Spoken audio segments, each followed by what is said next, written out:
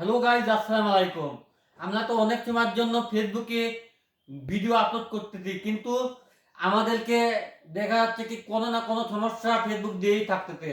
যেরকম দেখা যাচ্ছে কি কোনো না কোনো ইস্যু দিয়ে থাকতেছে, কোনো না কোনো প্রবলেম দিয়েই থাকতেছে ফেসবুক, এবং কত না কত আপডেটও দিচ্ছে, কিন্তু কাজ হচ্ছে না। আপডেট দিয়ে আবার উঠায় নিচ্ছে।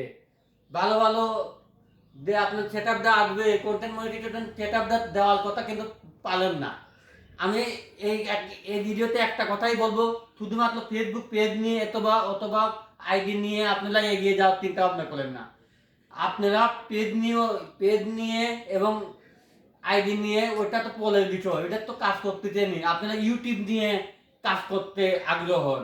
আপনারা জানেন ইউটিউবে কোনো সত্য নাই, ফেসবুকের মতন কোনো রুলস নাই। ইউটিউবে মনে করেন আপনি নিয়ম মতন ভিডিও আপলোড দিবেন, যে কোনো কন্টেন্ট ইউজ করতে পারবেন, কোনো আপনার কপিরাইট আসবে না, কোনো কপিরাইটই আসবে না।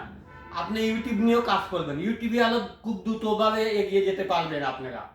এই জন্য আপনাকে একটু জ্ঞান দিচ্ছি, শুধুমাত্র পেজ নিয়ে অথবা প্রোফাইল নিয়ে পড়ে থাকবেন না। আপনি ইউটিউব নিয়েও কাজ করতে আগ্রহ হন, তাহলে মনে করেন আপনার সব দিক দিয়ে আগেবেন। যদি আপনার পেজে না কাজ করতে আগ্রহ না থাকে, আপনার ইউটিউবে আপনার মনিটর অলরেডি কমপ্লিট হয়ে যাবে।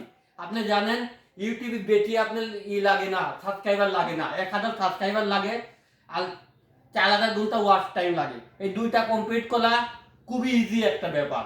যদি আপনারা করতে চান, নিয়মিতভাবে ভিডিও করে যদি এগিয়ে যেতে চান, তাহলে ইউটিউব নিয়ে পড়ে থাকবেন ইনশাল্লাহ।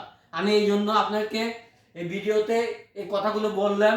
আশা করি আপনারাও আমার জ্ঞান নিয়ে আপনারা এগিয়ে যান ইনশাল্লাহ।